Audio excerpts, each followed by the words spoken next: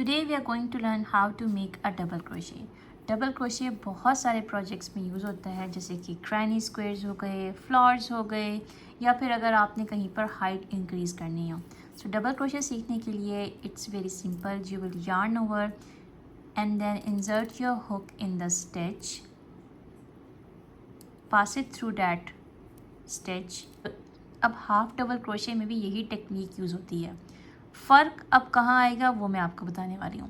Double crochet में हम लोग पेयर्स में काम करते हैं, तो हम लोग फर्स्ट 2 के पेयर में काम करेंगे, यानी कि हम लोग इस यार्न को इस पेयर के अंदर से गुजारेंगे like this till I get 2 loops on my hook.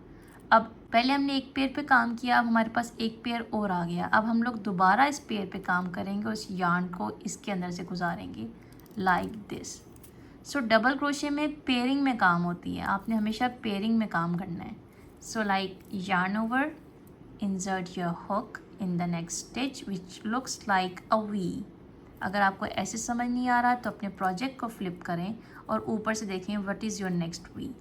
Then you will yarn over, pass it through the same hole till you get 3 loops on your hook and then start working in pairs. इन दोनों का pair पहले है, तो we will yarn over and pass the thread through these 2 loops till I get 2 more loops. अब मेरे पास एक और pair आ गया. I will pass the yarn through these 2 loops again and that is your double crochet. So yarn over, insert your hook, yarn over again, pass it through that hole to get 3 loops. Now yarn over, pass it through the first 2 loops and then pass it through the last 2 loops.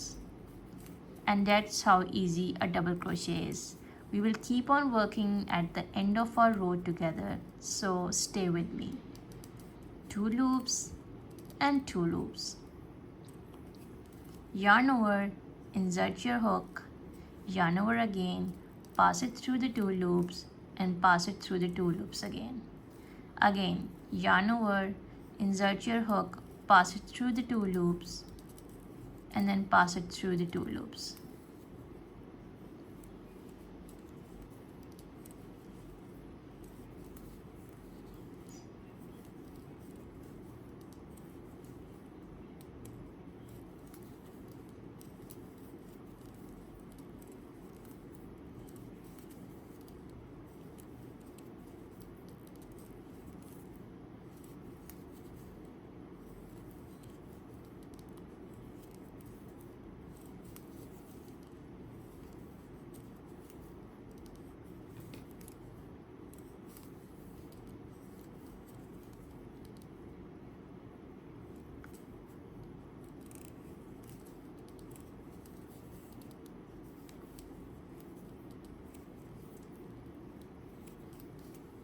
अब हम लोग and पर पहुंच गए हैं और अक्सर लोग ये गलती करते हैं कि जो लास्ट स्टिच है उसको मिस कर देते हैं, जिसकी वजह से उनकी पूरे प्रोजेक्ट की अलाइनमेंट ख़राब हो जाती है. आपने ये मिस्टेक नहीं करनी है और लास्ट स्टिच पे भी ध्यान रखना है. अब हम लोग लास्ट स्टिच पे काम करेंगे following the same technique. And now at the end जब हम यहाँ पहुँच गए हैं, then I will chain 2 1 and 2 and then I will flip my project like this. पहले मैं यूँ काम कर रही थी, चेन 2 के बाद I will just flip it like this. और फिर फर्स्ट स्टिच पर मैंने काम नहीं करना, क्योंकि मैंने ये चेन 2 जो बनाई है ये मैंने अपने प्रोजेक्ट की हाइट मेंटेन करने के लिए की है.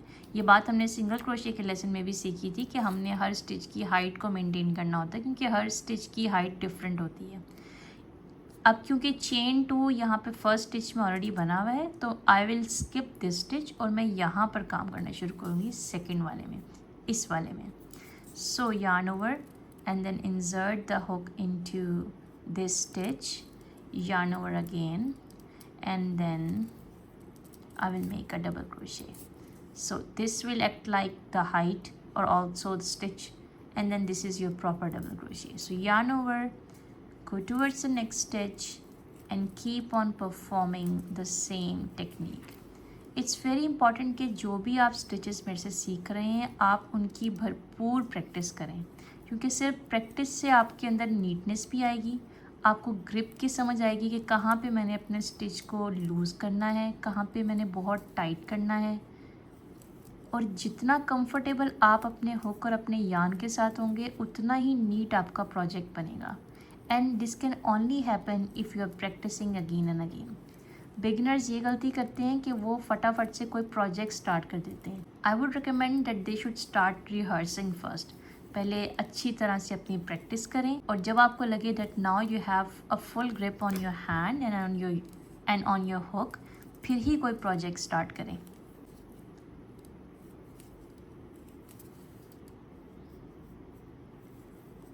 We are reaching the end, almost there.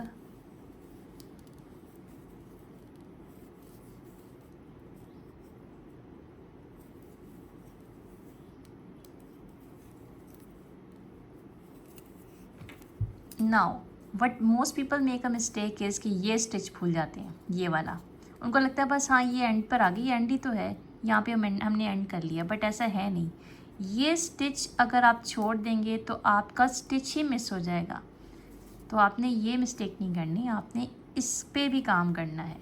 इस पे काम करेंगे तो आपकी जो अलाइनमेंट है आपके प्रोजेक्ट की, वो बिल्कुल सीधी रहेगी। ये देखें, अगर आप वो छोड़ देते हैं तो ये डिक्रीज़ होता जाता है, यानी कि कम होता जाता है इसका size. So this is how you make a double crochet. बाकी लेसन्स भी मेरे चैनल पे अपलोड हैं, वो भी चेक कीजिए और भरपूर प्रैक्टिस कीजिए कि मैं सिखा रही हूँ क्रोशे एब्सोल्युटली फॉर फ्री, लोगों के लिए जो कुछ सीखना चाहते हैं और कुछ अच्छा बनाना चाहते हैं। Bye, see you in my next lesson.